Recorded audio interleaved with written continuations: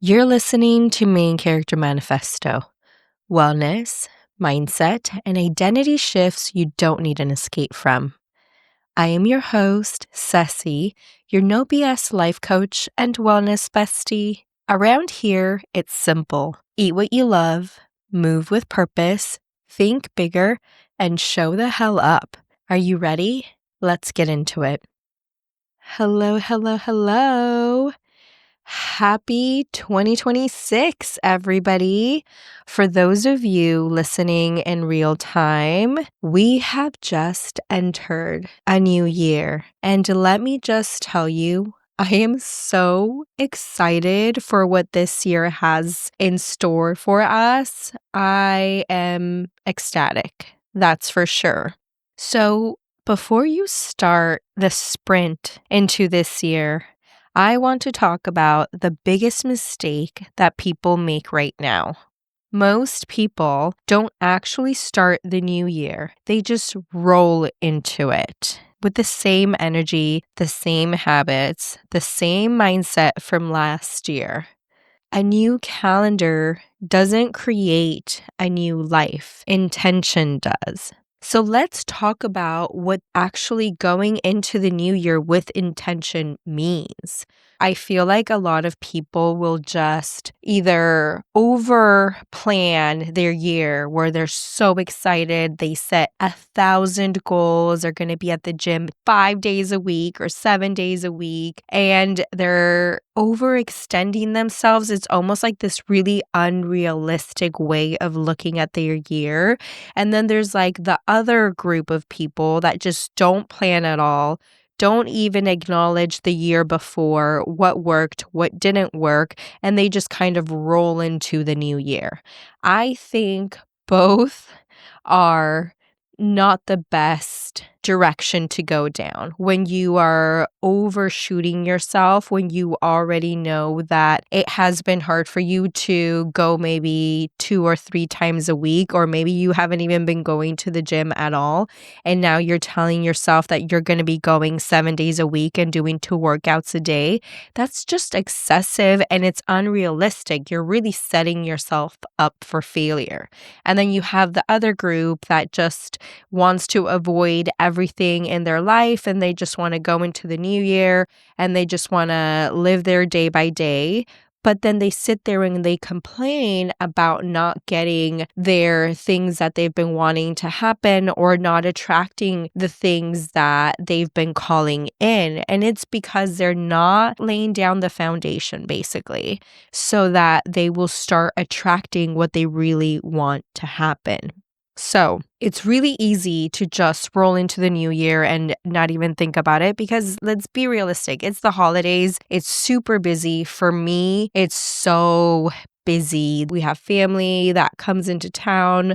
I love my nieces. They are so high energy and I love every minute of it, but it's like there's a lot of time that is taken up with all of the family functions and let's do this and let's do that. So I understand how by the time that the new year comes, we kind of just want to be like, let's just make it to the next year and then we'll figure something out. And then all of a sudden, the next thing you know, it's March and you're like, how did this happen? It is almost April. I feel like I haven't done anything these first quarter of the year, and now I feel like I'm behind in the year. So let's not do that. Let's kind of go into this year with a little bit more work put into it, right? A little bit more intention, more thoughtful, more peace. Let's go into this 2026 season with a lot of beautiful intentions and also with some tools, right? So like, why not actually use it to our advantage? First and foremost, I think the most important thing is to reflect on the year. Let's take a pause. Let's look at the year before What worked? What didn't work? What relationships do I want to keep in my life? What relationships do I want to take away? What habits worked? What habits didn't work? What am I keeping? What am I letting go? It's almost like doing a spring cleaning, but just kind of analyzing your habits and analyzing whatever you did last year that worked, and maybe we can duplicate it, and what didn't work so we can remove that, right? Because reflection is the part that most people skip. When you don't reflect, you repeat. And when you repeat unconsciously, you recreate the same in a different font. So if you are wanting change, you actually have to create change. If you don't look back, you'll unknowingly carry last year's pattern forward. Let that sink in for a second, okay? I think one of the things that people do a lot when they're maybe like high achievers or perfectionist, or when they're very goal oriented, is they tend to focus only on the things that didn't happen. So when you're sitting here and reflecting on your year and you look at maybe you did a vision board, or maybe you did a list of goals or New Year's resolutions, and you decided that, okay, these are the things I'm going to want to happen. For example, some of my goals have been to live in like a city apartment. I've never actually lived in an apartment. I've always lived in houses, which I'm very lucky for. I do think that I'm lucky with that. But I've always wanted to live in a city apartment with a city view. Maybe because my whole life I've lived in a smaller city where it's like, we're in the suburbs. So I don't have that city vibe. So if I sat here and I just looked at all of the things that didn't happen, and then I would look at my year and be like, wow, that was such a failure, right? But if you actually dissect all of the little things that you actually wanted to happen, then you start to uncover little gems, little seeds that you planted that are still growing. Like, yes, maybe that didn't happen for me last year, but I do know for sure that is for sure as hell happening this year. And we are counting down. We are counting down to the days until you guys see me in that high-rise apartment with the city view. That's right. So when you're sitting down and you are reflecting, you need to reframe that failure and don't think of it as, okay, that didn't happen, that was failure. No, you need to think of it as, okay, that is data. Why didn't that happen for me? What are the steps that I'm missing in order for me to get to that goal? You need to highlight the small wins. You need to identify the shifts that you need to make, and you need to understand the lessons that you've learned. And that is all data for you. You collect all of that and then you move forward. And all of that is stepping stones in order to get to your goal. So if you think of like a Fortune 500 company or a very successful, profitable company, they will always look at the years past and they will study what worked and what didn't work. And then that's how they forecast the years for the future. So why don't we do that as well in our life? And just look at everything as data, not as a success or a failure, because everything that we're doing, you're learning from. So everything is going to move you in the direction that you want, because even if it took you down a road that you didn't want it to take, it's still going to teach you something that is going to push you towards what you actually do want to achieve. So now, instead of rushing into a million goals, what if you choose one word to lead your year? I love this idea. I did it last year. I don't remember if I did it the year before. I actually can't remember what my word for last year was, but I will look at my journal, and then on next episode, we will chat about it, because I want you guys to tell me what your word for the year will be. So, a word isn't a trend. It's an energetic filter for your decisions. When you choose your word intentionally, you stopped drifting. Think of this word as your North Star for the whole year. It's like your vibe. It's kind of like the flavor of the year. For me, my flavor, I'm choosing spicy, okay? My word is gonna be audacity because I want to show up with all of the audacity that I need to achieve all of the goals that I want to achieve. Okay, so if you want that to be your word, hey, there's enough of it to go around. Can you imagine if we all decided to show up with audacity? We would not let that fear hold us back. We would not let those voices in our head telling us that we're not enough hold us back. We would not let other people's opinions of us hold us back because the audacity within us, the ability to not care what other people think and to not care if we fail, because if we fail in this, it's just giving us data. And that data allows us to get back up and move towards the goal even faster. That is what audacity is. So, what is your word? It could be anything. You can choose peace. You can choose rest. You can choose transformation. Think of anything that you want this year to be. If you want it to be transformative, if you want it to be relaxing, if you want adventure, if you want travel, there's so many options. You know what a good one is? A good word? Boundaries. Ooh, I'm calling some of you guys out. Okay, what if you set all of these beautiful boundaries where you said, no, after 5, I'm not opening my email. No, I am not available to do that to my kids, right? So, like, sometimes these kids run you guys. I don't have kids and I'm not sitting here judging. But a lot of the moms that I come across really need to balance out their time and need to set boundaries with their work. They need to set boundaries with their husbands. They need to set boundaries with their kids. So when they're available and when they're not. And I am just here to give you a little gentle reminder that you also matters. You have to help yourself first before you help them. So incorporate that into your year. How are you going to incorporate more time for yourself so that you can be the better version for everybody else around you?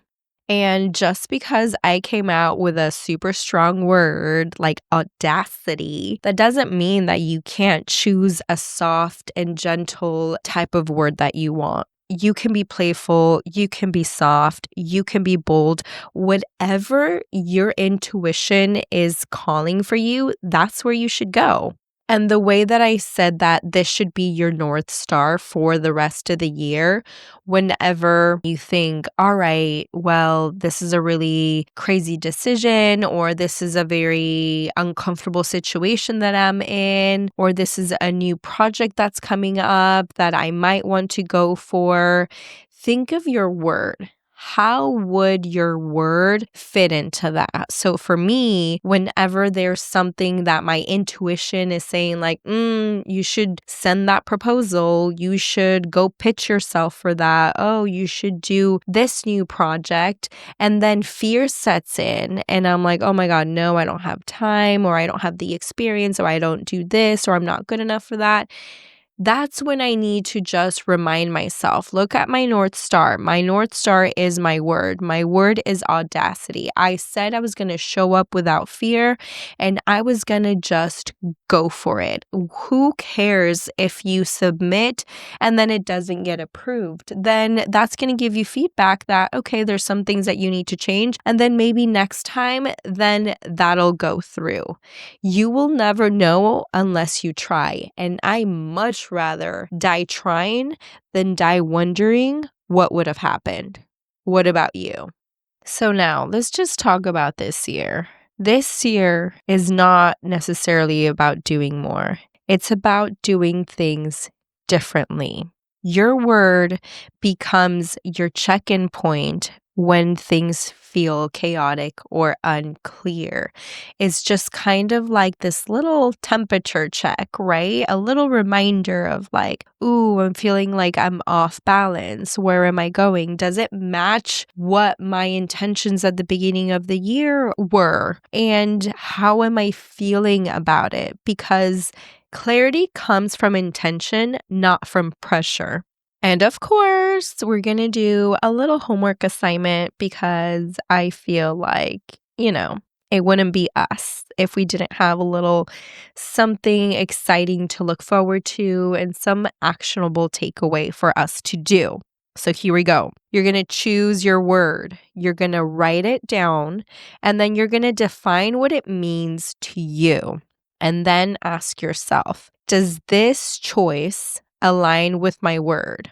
Whenever something happens and you are coming up into something that is maybe a little bit tough or that is giving you a little bit of like this, I don't know if I should do it, or it's not feeling aligned or whatever it is, check in with your word. If you are overextending yourself and you just committed to 3 PTA meetings and an after work event that you're volunteering for, and then your word of the year was boundaries, then it's not aligning. You're going to have to say no to people. And that is where the real work starts. Because setting the intention and saying, oh, yeah, my word is boundaries, this is my intention, that's not the work. The real work is actually implementing the word, implementing the boundaries. Say no, I am sorry, I cannot do that. I am not available for that. And not feeling bad about it. That is actually the most important part. Getting power from it, not feeling powerless because of it. All right? So you need to learn to take your power back, and you need to learn that saying yes all the time is not powerful. It's actually draining your energy. So if you take nothing else from this episode, please take this. You don't need to rush to create a powerful year. You just need to enter it intentionally. Wherever you are in your journey, you are not behind. Let me just tell you, the way that I have realized that nothing in my past has been a mistake. All of the roads that I have been down on, they were meant for me to go down. It was a lesson. There was learning. I was picking up tools. If I wouldn't have gone to beauty school and I wouldn't have started working at this salon, I wouldn't have had such amazing experiences when it came to communicating with all sorts of people. That's really where I got my confidence. I would go to the mall and I would just pitch myself to random people to get new clients. And I got my business degree, and that taught me a ton.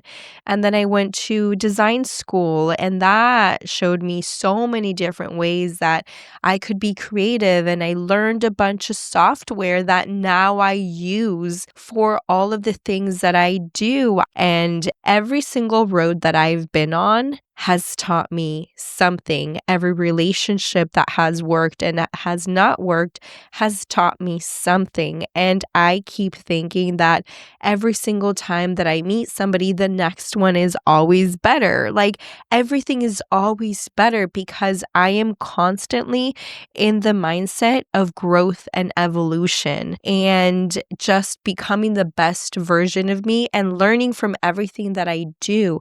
So I truly want you to know that even if you feel like whatever circumstances in your life that you're going through, that you're not where you want to be, you're not behind. And listen, the amount of times that I tell myself this, is probably on a daily basis. I'm not gonna lie because I am human, but I also remind myself, and so many times I'm like, "No, I got this. Like, I'm good." Like, I'm doing so many things that I'm so proud of, and I know that where I'm going, like, I just have so much left to do. I remember when I was on a plane a couple months ago and the turbulence was horrible, and I was thinking like, "I can't die now." Like, I have so much to do. Like, I'm literally just getting started. I feel like I'm like a little baby that's like hatching from like its cocoon, and I guess that I'm like calling myself a butterfly. So I feel like I'm a butterfly hatching from my cocoon and like I'm literally about to fly and to just enjoy the fruits of my labor. So I was like, hell no, I can't die now. I'm not done, God. Like, I'm not done, universe, Mother Earth, whoever the creator of our world is. Like, I'm not done. So I want you to take that same energy and to be proud of where you are, no matter where you are, because you're not done. Like, life is so beautiful. You have so many things left to do. So, like, why not be excited about them? And, like, why not respect them? And why not give it the best that you've got? That's just my energy for this year.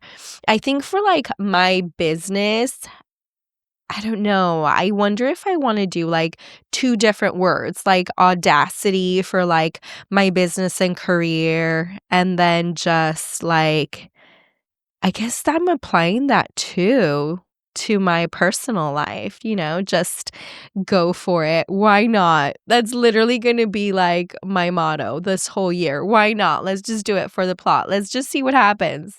All right, so the last homework is I want you guys to tell me what your word is. Why don't you leave it in the comments or send me a DM on Instagram or email me? I don't know, send me a message on YouTube or Spotify or wherever you can find me.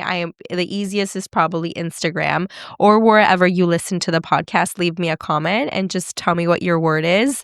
I would love to hear it so that we can start the conversation. And like always, thank you so much for listening. And thank you for being with me for 32 episodes. Oh my God.